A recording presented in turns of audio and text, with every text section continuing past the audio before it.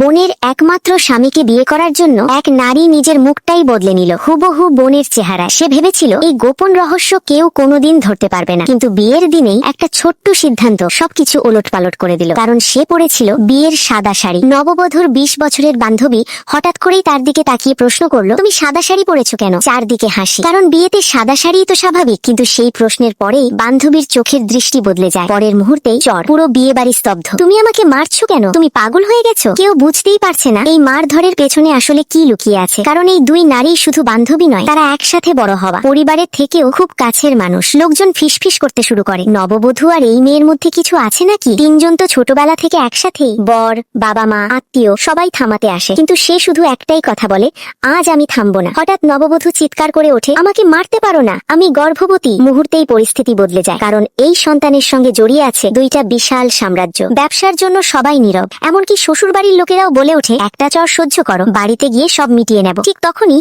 সে ধীরে ধীরে হাত তোলে তৃতীয় চরের জন্য। সে জানে এই এক চর পড়লেই সব সত্য বেরিয়ে আসবে। কিন্তু প্রশ্ন হলো, এই নারী আসলে কে? যে গর্ভবতী বলে দাঁড়িয়ে আছে, সে কি সত্যিই নববধূ, নাকি এই বিয়ের মধ্যে দাঁড়িয়ে আছে একজন মুখ বদলানো প্রতারক নারী? সত্য জানার জন্য অপেক্ষা করুন।